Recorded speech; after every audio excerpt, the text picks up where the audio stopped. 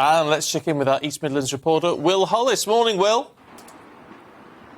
Good morning. Bright and beautiful days here in Boston, in Lincolnshire. Check out those bright blue skies. You've got the fishing boats here at Boston Quayside that are just hopefully about to go out and do some fishing today. Boston, a couple of interesting things about it. Historic market town, but also when it came to the EU referendum in 2016, Boston was the highest voting area for Brexit. 75% of people voted for Brexit here, and one of the big issues back then, you'll remember, was fishing. So we thought we'd come down to the quayside and see if we could speak to some of the fishermen, and there is somebody just over here that is working. Hello, sir. Do you fancy having a quick chat to us about fishing for GB News? Yeah, no problem. Yeah, come on over. Be careful with your sea legs. I'm sure you're probably a bit more used to it than I am. Bit, probably. Yeah.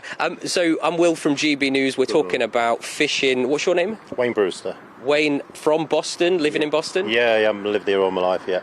A local guy. Probably fished for whole of your life as well? Yeah, I left school. I'm 47 years old now. Been doing it all my life, yeah. How has the industry changed and how is it working at the moment for local Boston people like you? Like I said, been on it since I left school, 47 now, and it's the worst I've ever known it through mismanagement of the fisheries. That's the main problem. How has it become so bad? Because, as we were just saying, Boston voted for Brexit. One of the big Brexit conversations was reclaiming our fishing waters, reclaiming our rights. Is that what's happened, or is it something completely different? Not totally right, 100%. I mean, Brexit filled us with hope. We was hoping it was going to be a lot better system for the fishing industry, but that isn't the main problem. I mean, the biggest problem for us is locally, with the local management, which is run by what we call IFCAs.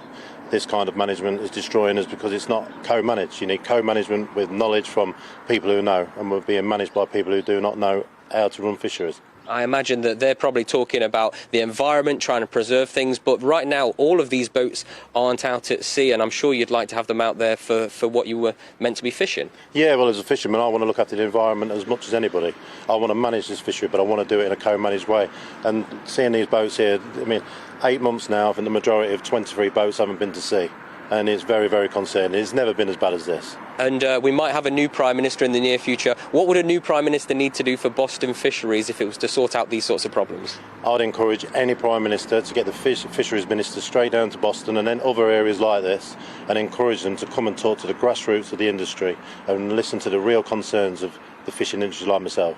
Well, I've never been out on a fishing boat. Maybe, Wayne, you could take me out on your boat today. We are on your doorstep here in Boston for the rest of the day, talking to local people about the things that really matter to them on their doorsteps.